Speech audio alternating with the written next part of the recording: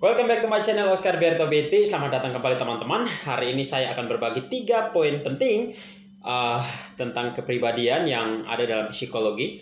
Yang pertama adalah introvert, yang kedua adalah extrovert, dan yang ketiga adalah ambivert. Nah, semoga lewat video ini teman-teman mulai tahu, berarti saya di dalam psikologi kepribadian saya introvert, cenderung introvert, saya cenderung extrovert, atau saya ambivert. Sebelum saya bahas, seperti biasa, kita ngopi dulu. Mantap, jos kan, dos. Yang pertama itu adalah kepribadian introvert. Seperti apa orang yang memiliki kepribadian introvert? Orang-orang seperti ini adalah orang-orang yang menyukai ketenangan. Orang-orang yang suka dengan tempat yang sepi, ya. Orang yang suka melakukan sesuatu seorang diri, ya toh. Contohnya mungkin suka menulis, ya toh. Kalau boring sukanya nonton film, atau suka membaca, suka mengotak-atik komputer dan sebagainya. Nah, itu orang-orang yang introvert, orang-orang yang suka dengan tempat-tempat yang sepi. Mereka lebih suka kesepian daripada keramaian. Jadi orang-orang yang lebih nyaman berada di posisi-posisi itu. Nah, kalau teman-teman suka melakukan aktivitas-aktivitas yang saya sebutkan tadi, maka kemungkinan besar teman-teman adalah orang-orang yang introvert. Ya, nah, orang-orang yang introvert itu biasanya mereka itu pemalu, ya. Mereka pemalu. Nah, tapi ini bukan berarti bahwa kalau semua orang pemalu itu introvert, ya. Tidak seperti itu, ya.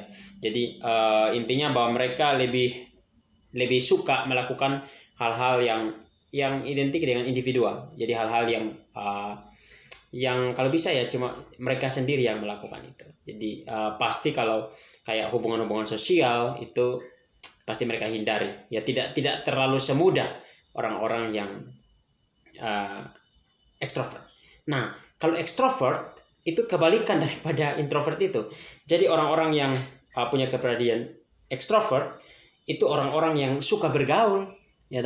Orang-orang yang antusias terhadap hal-hal yang baru. Nah, mereka itu pokoknya paling suka jadi pusat perhatian, ya toh. Mereka paling suka sekali jadi pusat perhatian, dan positifnya adalah mereka biasanya pede. Ya kan? Orang-orang yang pede, ya toh. Mereka yang cenderung spontan dalam berbicara, ya toh. Mereka yang senang bekerja kalau berkelompok. Kalau introvert kan dia sukanya kalau kerja ya, kalau bisa sendiri ya sendiri aja gitu. Nah, tapi kalau extrovert itu senang yang berkelompok. Supaya apa? Mungkin supaya bisa ngomong kali ya. Supaya bisa bercerita, supaya bisa membahas berbagai hal. Nah, itu orang-orang yang extrovert.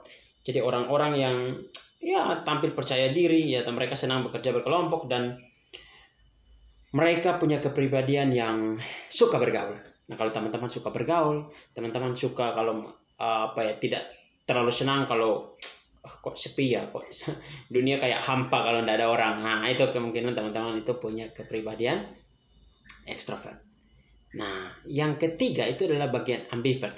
Nah, bagian ambivert ini adalah kombinasi daripada kedua kepribadian tadi. Orangnya bisa di dalam situasi-situasi tertentu dia bisa menerapkan gaya introvert, tapi di situasi-situasi tertentu dia bisa ekstrovert. Nah, bagusnya kalau orang yang ambivert itu orang-orang yang mampu mudah sekali, maksudnya lebih mudah menyesuaikan diri, ya toh. Karena mereka bisa menyesuaikan, ya toh.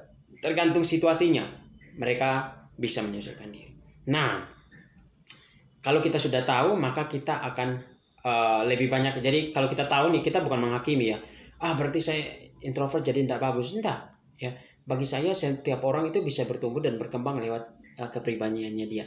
Jadi baik secara introvert, baik secara extrovert, atau teman-teman punya dua, ya, introvert dan extrovert, yakni ambivert, tidak masalah, ya toh. Yang penting kalau kita sudah tahu, maka kita mulai maksimalkan. Jadi kalau contoh kita sendiri, kita belajar dengan maksimal. Kalau kita suka berkelompok, ya kita mulai cari-cari teman-teman yang punya kepribadian yang sama, punya hobi yang sama, atau punya kebiasaan yang sama. Supaya kita terus bertumbuh. Nah, semoga ketika kita mengetahui ini, maka kita mulai memaksimalkan diri kita. Kita mulai membagi waktu, kita mulai membedakan mana yang penting, mana yang tidak penting, mana yang genting dan mana yang genting tapi tidak penting, ada yang genting tapi penting.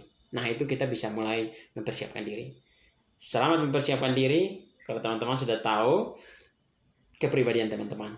introvert, extrovert, atau ambivert. Cheers, sampai ketemu di video selanjutnya.